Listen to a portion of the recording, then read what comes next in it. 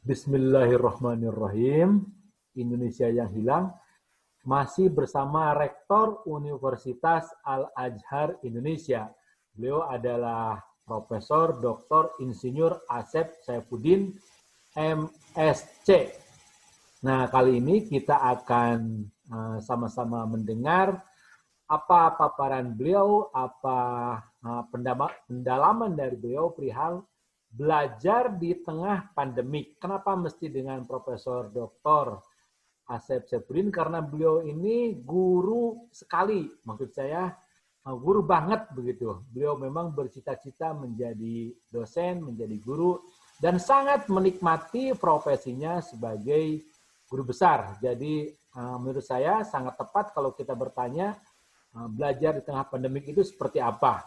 Tentu nanti beliau akan mengupas bagaimana pembelajaran baik itu psikomotor yang agak susah barangkali belajar praktek lewat via daring. Lewat daring. Kemudian tentu khas dari beliau adalah bagaimana efektif, bagaimana belajar melalui daring. Barangkali itu Profesor Asep di Senin pagi ini. Mangga, Prof. Ya, hatur nuhun, Kang Anton. Assalamualaikum warahmatullahi wabarakatuh. Dalam. Mudah-mudahan kita sehat semua ya, Amin. dalam bimbingan Allah Subhanahu wa Ta'ala. Terutama saat-saat ini kita sedang menghadapi pandemi COVID-19 yang kita tidak bisa hindari. Sebelum saya masuk ke hal-hal teknis tentang pembelajaran, saya ingin menyampaikan dulu apa sih sebenarnya kelebihan dari manusia dibandingkan dengan makhluk-makhluk Allah lainnya, di mana mereka juga tentunya punya kelebihan. Tetapi kita juga punya kelebihan yang tidak mereka miliki. Sebagai manusia itu tidak bisa kita begitu lahir langsung bisa beradaptasi dengan lingkungan, dengan alam, seperti halnya hewan. Ya. Kalau hewan umumnya begitu lahir, ya atau menetas, langsung bisa gerak, langsung bisa lari-lari, bahkan ayam kecil langsung bisa kokoceakan, langsung lari tangannya bergerak-gerak sampai bisa lari-lari. Yang juga banyak sekali mamalia ya yang begitu lahir langsung bisa beradaptasi dengan lingkungan gitu. Nah, ikan juga demikian. Lauk hiu ya, ikan hiu, ikan paus keluar langsung bisa berenang. Ada beberapa yang harus bergerak sedikit-sedikit seperti misalnya sapi atau gajah atau harimau, tapi ini tidak lama kemudian dia sudah bisa mencari nafkahnya sendiri dengan daya adaptasi yang sangat tinggi. Kalau manusia tidak bisa. Manusia tidak bisa, tetapi manusia diberikan sesuatu yang tidak mereka miliki. Yaitu apa? Tidak lain adalah akal, kan gitu. Ya tentunya ada hati nurani dan sebagainya. Tapi akal itu tidak banyak dimiliki oleh hewan. Ya. Kalaupun ada, akal mereka sedikit sekali, jauh di bawah kapasitas manusia. Nah, disinilah saya ingin masuk ke dunia pendidikan, di mana sekarang ini masa pandemi. Salah satu yang dimiliki oleh manusia adalah karena kekuatan akal itu maka punya persepsi, gitu. Nah, ini persepsi inilah yang kita harus optimumkan, jangan kaku persepsi itu. Jangan sampai kita hanya melihat atau memandang atau membuat persepsi dari satu sudut pandang yang menyebabkan kita kaku, ya seolah-olah kita yang paling benar. Ya termasuk di dalam dunia teknis juga. Di dalam dunia teknis juga kita bisa melihat secara luas spektrumnya itu. Nah sekarang dalam kita mendapat cobaan ada COVID, kalau kita hanya single perception, stres semuanya jadi stres. Sebab kan orang tua juga kalau hanya single perception marah-marah kepada anaknya. Karena kan mereka tidak terbiasa mendidik anak-anaknya karena anak-anaknya terlalu 100% diserahkan kepada sekolah begitu. Akhirnya ketika mendapat tugas agar study from home atau sekolah dari rumah SDR, orang tua banyak yang marah-marah kepada anaknya seolah-olah orang tua itu yang benar, anaknya diajarin ini itu tidak ngerti gitu. Padahal bisa saja karena cara mengajarnya yang berbeda gitu. Nah, orang tua harus bisa memandang itu. Jadi persepsinya dia harus bisa membuka secara lebih luas karena keadaan seperti sekarang itu tidak diinginkan tentunya oleh semua manusia ya. Tetapi ini pun sebenarnya bisa jadi hikmah ya, di belakang adanya musibah ini ada hikmah kan gitu. Bagi orang-orang yang berpikir gitu.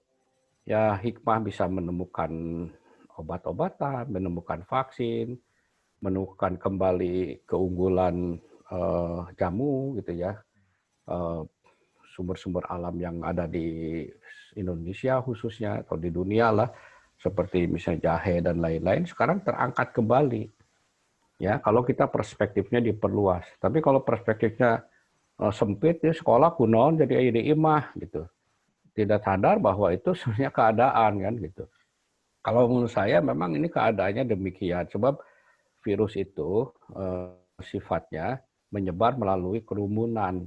Jadi kalau kerumunan itu dibuat dan relatif lama, apalagi di ruang tertutup, secara teori epidemiolog tingkat penyebarannya menjadi sangat tinggi gitu. Sehingga salah satu yang harus dihindari adalah kerumunan di sekolah. Karena kalau sekolah kan dari jam 7 pagi sampai jam 4 kadang-kadang, atau anak-anak kecil juga jam 7 sampai jam 2 di ruangan, itu berat, ya berat. Sehingga ya kita harus relaksasikan gitu. Nah pertanyaannya bagaimana ini ya supaya efisiensi pendidikan bisa tercapai. Nah saya ingin mengembalikan kembali bahwa pendidikan itu terutama di dasar itu jangan terlalu diterjemahkan sebagai pencapaian penguasaan ilmu pengetahuan dan teknologi. Itu jangan terlalu langsung ke sana. Tapi harus ditekankan kepada apa hakikat dari manusia itu sendiri. Sehingga ketika ada virus COVID-19 ini, itu harus dijadikan pelajaran bagaimana kita bisa meningkatkan hubungan antara orang tua dan anak gitu. Ya, secara manusiawi itu mungkin hubungan orang tua dan anak ini sudah terpisah oleh teknologi, oleh kesibukan ekonomi, kesibukan budaya sekali juga. Ya, ada juga kesibukan budaya sosial itu yang menyebabkan hubungan orang tua dan anak menjadi tidak seintensif zaman dulu. Ya, zaman dulu kan karena ekonomi begitu ya tradisional dan juga di sawah, sehingga keluarga-keluarga itu lebih intensif itunya dapat dekapan dari orang tua. Efek modernisasi juga terjadi hal-hal yang kurang positif terhadap kemanusiaan. Jadi terjadilah superficialisasi dari manusia yang dianggap bahwa sekolah, bagian sekolah, anak-anak dititipkan ke sekolah, ibu-ibu, bapak-bapak sibuk sendiri-sendiri. Memang anak-anak jadi enjoy di sekolah karena tidak mendapatkan di rumah, di sekolah dia dapat ada teman-teman ya, ada orang, ada guru gitu. Ya ada main dan sebagainya. Nah, sekarang harus di rumah. Nah, kalau kita mengharapkan anak terlalu banyak, anak-anak kan baru proses belajar. Jadi yang harus membuat persepsi positif itu ya manusia orang tuanya. Nah, di situ Kang Anton kalau saya mengharapkan jangan terlalu teknis ke mencapai ilmu pengetahuan dan teknologi. Tentunya ada ya, jangan terlalu dikognitif dalam artian yang sempit. Tapi dekapan-dekapan silaturahmi dan hubungan antara orang tua dan putra-putri itu yang harus dikembangkan. Memang ada layernya tentunya TK, SD, SMP, SMA, sama perguruan tinggi, tentunya itu level-levelnya berbeda-beda ya, karena ada usia juga. Nah, untuk tingkat SD, SMP itu dekapan orang tua harus makin tinggi. Jadi proporsi dari ilmu pengetahuannya tidak terlalu besar. Kognitif sainsnya jangan terlalu besar. Bukan tidak boleh, tapi harus disiasati agar dalam pembelajaran itu juga dalam rangka meningkatkan hubungan kemanusiaan, hubungan kekeluargaan, silaturahmi antara orang tua dan anak-anak itu. Sisi afektif. Sehingga dia tidak, ya jadi afektifnya, ada perasaan-perasaan kan gitu di sisi afektifnya. Nah, dan juga tentunya di sini orang tua harus juga belajar bagaimana afektif itu. Nah, dengan guru akhirnya ya, guru bisa memberikan suatu afektif kepada orang tua. Jadi sekarang ini guru dengan orang tua itu harus semakin erat hubungannya. Ya tentunya kalau guru dengan orang tua kan jumlah juga tidak terlalu banyak dibandingkan dengan murid kan. Kalau murid kan jadi banyak. Kalau guru bisa diatur dengan orang tua ketemu. Bisa juga guru dan orang tua kalau sudah fasilitas teknologinya sudah bagus, dengan Zoom kayak kita begini atau dengan video call, nah, itu guru dan orang tua saling memberikan. Jadi bukan saling mengharapkan, tapi saling memberikan. Dan terbukalah, guru pun harus terbuka kepada persoalan di rumah. Guru jangan sampai, kamu sih nggak bisa ngajar, nggak bisa begitu. Ya jangan juga menganggap, tuh kan, ngajar itu berat kan, makanya jangan melecehkan guru. Itu salah juga. Karena kita sama-sama kita tidak ada best practice-nya loh. Ya. Misalnya best practice-nya karena COVID kapan, di mana? Belum pernah kan. Ini ujung-ujung ada. Nah, kesadaran kita bahwa ini tidak punya best practice adalah tahap awal untuk mengerti bagaimana kita berkomunikasi, bagaimana kita membangun. Jadi guru dan orang tua harus coba komunikasi. Ada persoalan-persoalan di anak-anak, di orang tua itu udah sampaikan, anak saya tuh jadinya begini. Jadi guru juga jangan sampai, wah ini pelajaran mumpung saya tidak ketemu gitu, tapi saya ingin tetap belajar, kasih PR. PR-nya kan kebanyakan. Karena memberikan PR, kamu kerjakan ini minggu depan 2 hari, 3 hari dikembalikan. Anak-anak dikasih PR oleh 5 guru, 5 gurunya memberikan PR, 1 guru 1 PR, 1 minggu 5 PR. Jadi tidak ada tidak ada kegiatan lain anaknya karena guru ini ngasih, guru ini. Akhirnya kebanyakan. Jangan begitu. Karena memang ini tidak terkontrol langsung. Yang kedua, PR itu juga belum tentu akan meningkatkan rasa kemanusiaan yang baik. Kalaupun nanti dilakukan, bisa meningkatkan rasa ego. Rasa ego yang tinggi, itu bahaya juga. Karena kan pendidikan itu bukan untuk meningkatkan ego sebenarnya, tapi untuk mengkaji diri kan. Justru mengenal Allah kan, itu kan melepaskan ego. Tapi kalau semakin pintar dan dalam artian sempit, egonya kan semakin tinggi. Ya sekarang ini kurangilah PR-PR itu. Orang tua juga memberitahu, anak saya tuh jadi begini keadaannya karena apa ya gitu.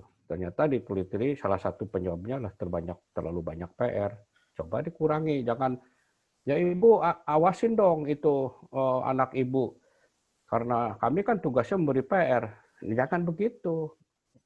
Jangan begitu. Kita harus sama-sama menjalankan bagaimana manusia ini, anak-anak ini adalah calon generasi masa depan. Ada yang calon pemimpin, ada yang calon saintis, ada yang calon entrepreneur, ada calon birokrat, ya, calon manajer. Jadi dilihatlah jauh ke depan. Jangan dibunuh di tingkat awal dengan dalih ini demi pendidikan. Enggak lah, harus mampu melihat situasinya, kondisinya secara apa adanya. Sementara itu barangkali kalau ada tambahan silahkan Pak, ada pertanyaan. Terima kasih Prof. ada kenyataan sebut saja begitu di masyarakat. Bahkan saya ceritakan di SMA favorit gitu. Nah, saya tanya beberapa anak, satu dua keponakan, katanya 60% guru itu hanya minta absen. Itu. Kemudian yang kedua di masyarakat juga tetap menuntut sisi kognitif karena sudah terbiasa di situ. Kemudian kenyataan seperti yang tadi diungkap oleh profesor juga banyak orang tua tuh yang bilang begini, nah, tugas saya ini nyuci, beres-beres rumah, menyediakan makanan, melayani suami, itu saja sudah capek bukan main. Nah sekarang mesti membimbing anak lagi belajar begitu. Nah maksud saya sementara ini tadi kan profesor mengajak sudah saja kita sementara ini konsen di sisi afektif, bukan tidak boleh masuk ke sisi kognitif begitu. Nah di tengah pandemik ini bagaimana mensiasati apakah kita masuk saja ke ranah-ranah afektif begitu, apalagi kalau ke ranah psikomotor kan tidak bisa gitu. Saya lihat di Fakultas Kedokteran sekarang juga susah mereka belajar praktek gitu di Fakultas Kehutanan gitu dan selanjutnya. Nah lebih lanjut lagi, Prof, apa nih fatwa profesor nih dalam menghadapi kenyataan-kenyataan tadi?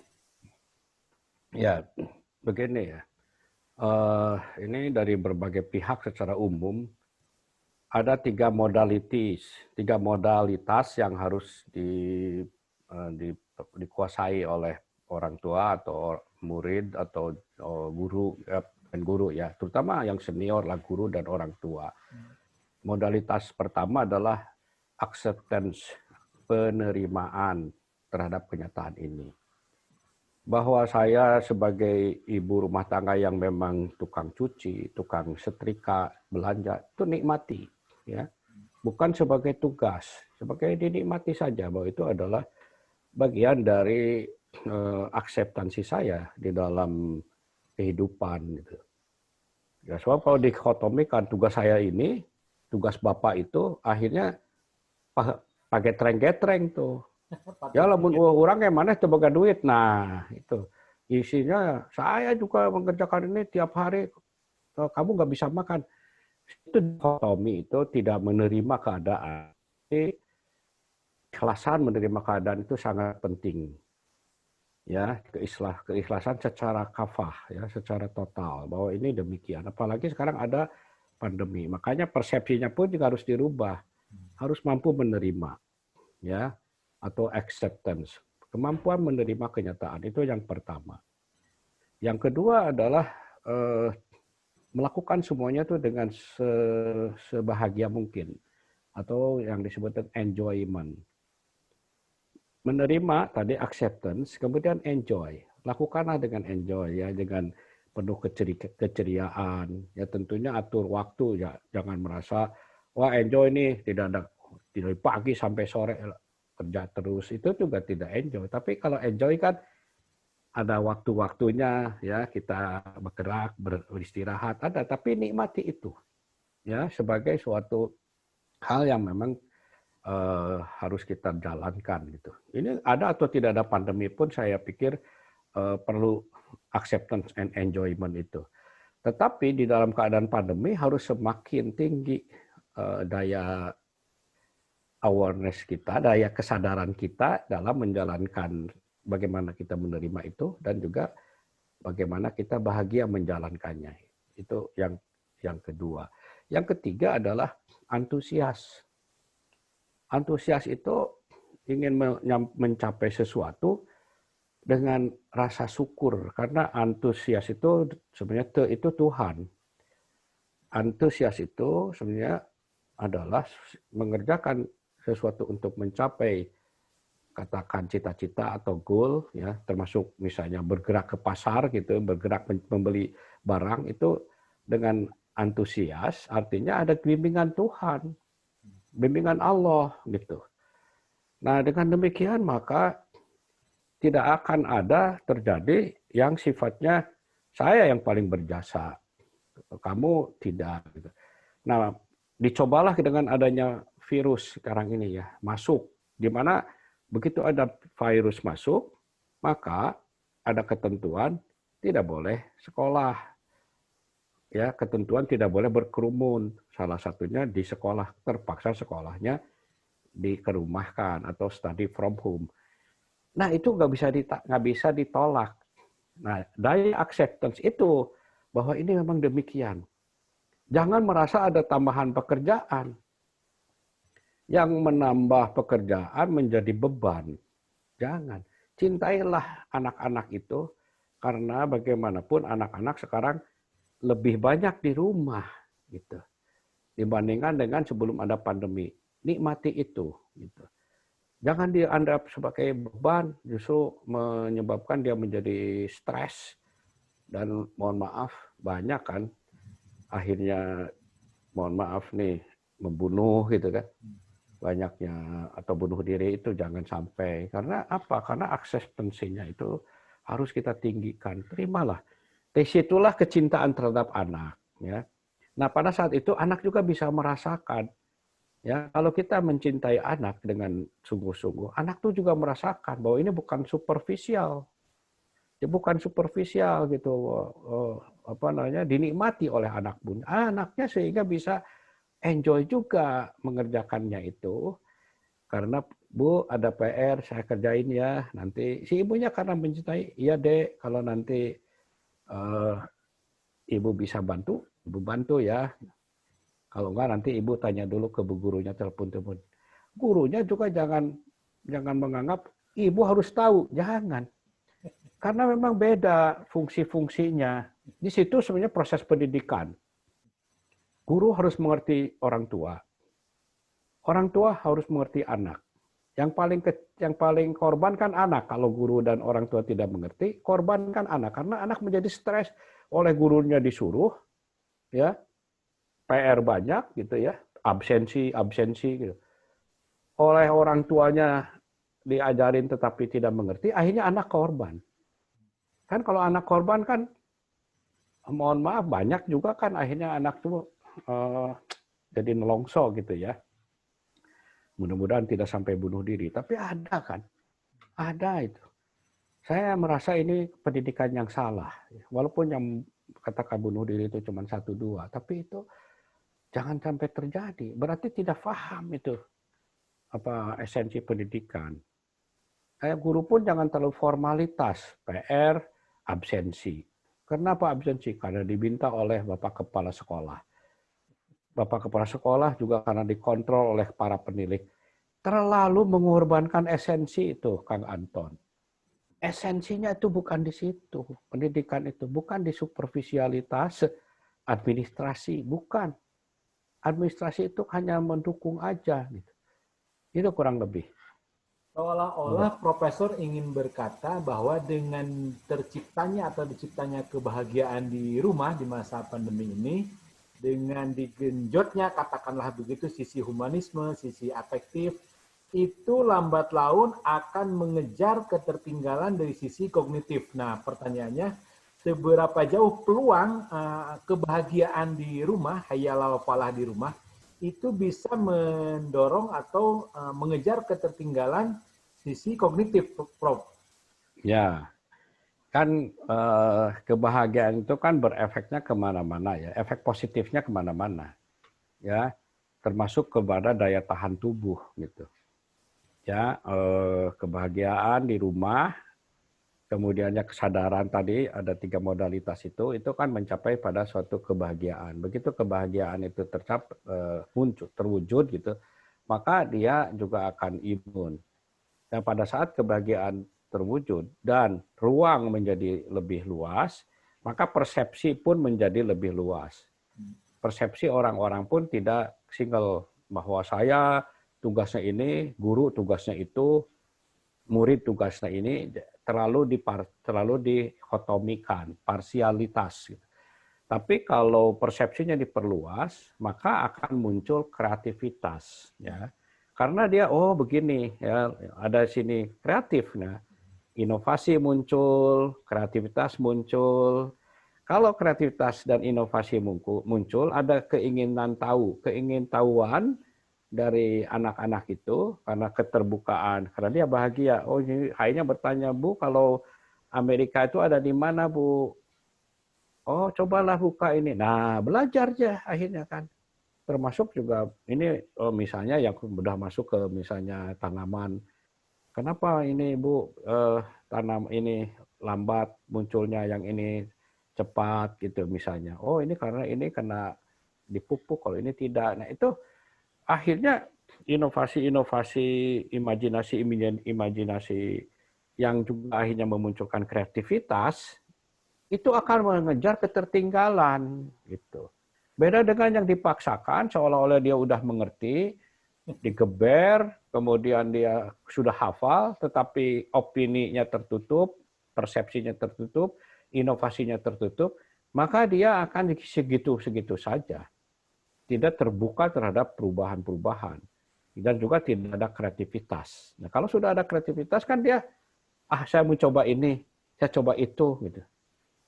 Sehingga yang namanya ketertinggalan kognisi, ya, ketertinggalan teknis, ketertinggalan sains, itu akan terkejar. Saya contohnya di dalam dunia nyata lah sebelum ada pandemi. Bagaimana orang Indonesia kurang pintar? Pinter, Pak Anton. Pinter. Tapi daya kreativitas lemah, daya inovasi lemah, gitu. Akhirnya kasusul tuh sama Malaysia lah, Vietnam, negara-negara maju mah. Jadi kita mah tidak, jadi maju kita sedikit, tapi mereka maju cepat. Mengapa? Karena kita terlalu dibebani oleh kognisi-kognisi di tingkat awal. Dan kondisinya pun dijejali oleh guru yang mana level gurunya mungkin tidak sehebat di Amerika. Pengetahuan juga tidak sehebat di luar. Sehingga kita pun pintar hanya segitu-gitunya saja.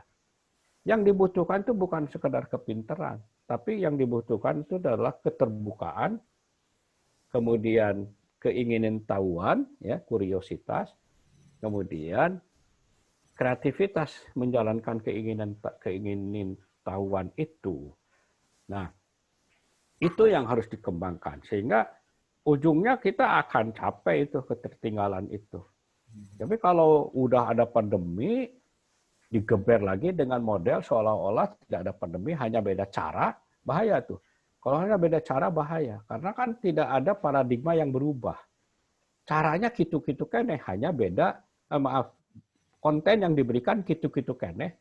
Caranya aja yang berbeda, dulu langsung lewat tatap muka, kalau sekarang lewat visual. Tapi kontennya gitu-gitu keneh. Akhirnya akan lebih berat, karena penyampaian konten yang begitu-gitu aja, dengan cara yang agak berbeda, terutama cara yang tidak langsung bertemu, tentunya daya pemahaman juga berkurang. Nah, begitu pemahaman berkurang, dipaksa, akhirnya akan terjadilah gap antara yang sebaiknya memang dengan offline dibandingkan dengan online. Karena tidak memahami, caranya pun harus berbeda. Kontennya juga harus kita kreatifkan gitu. Ya, karena memang kalau kita ingin memaksakan offline, tentunya bahaya lebih besar. Tetapi seperti dalam paribahasa gitu ya, lebih kalaupun tidak ada rotan, akar pun berguna. Ya. Kalau tidak ada offline, online pun berguna. Disitulah kita. Ya, jangan kaku sampai kudu offline wae gitu. Profesor. Gitu, dengan kata lain, ini terakhir, Prof. Dengan kata lain, seolah-olah Profesor ingin juga berkata dalam bahasa yang tadi, "Hei orang Indonesia," ini kata Profesor begitu. Allah itu sedang memperingatkan dunia pendidikan Indonesia agar jangan keasikan memberi beban kognitif yang terlalu banyak sampai anak SD itu di kantongnya tuh penuh dengan buku begitu. Sampai beban di anak itu berat begitu, beban buku begitu, beban fisik begitu. Nah, saatnya hari ini melalui Covid, Allah memperingatkan orang Indonesia agar bahagialah dengan Covid, agar ingat Allah, agar sisi-sisi afektif itu diingat kembali, diulang kembali. Seolah-olah barangkali begitu Profesor ingin berkata, Prof. Ya. Salah satunya itu, memang saya ingin menekankan betapa besarnya manfaat silaturahmi itu. Ya, silaturahmi orang tua dan anak terutama ya. Juga karena keterbatasan tentunya silaturahmi anak dan guru, tetapi melalui virtual, bukan melalui konten-konten itu. Konten boleh, tapi jangan karena konten kita menyebabkan si anak menjadi terbebani. Nah, ya jangan sampai lah. Cobalah dibuka pikiran kita ya si guru-guru itu. Bukan Anda harus pintar sejenis-jenisnya, bukan, tapi harus terbuka. Keadaan kita ini keadaan pandemi. Jadi pola yang diberikan kepada putra-putrinya juga, anak-anaknya atau siswa-siswinya itu dalam koridor pandemi. Jangan terlalu banyak membebani yang seolah-olah bisa ketemu tatap muka yang menyebabkan anak menjadi stres lebih berat daripada waktu tatap muka. Itu harus dikurangi. Jadi seperti absensi harus tangan basah itu nggak perlu. Berilah kepercayaan ya kepada guru kepada orang tua dan murid itu, kepercayaan. Tangan harus basah. Aduh, itu mah kepercaya tuh. Kalau percaya kan yang penting anak-anak ini bisa berekspresi dengan baik kan.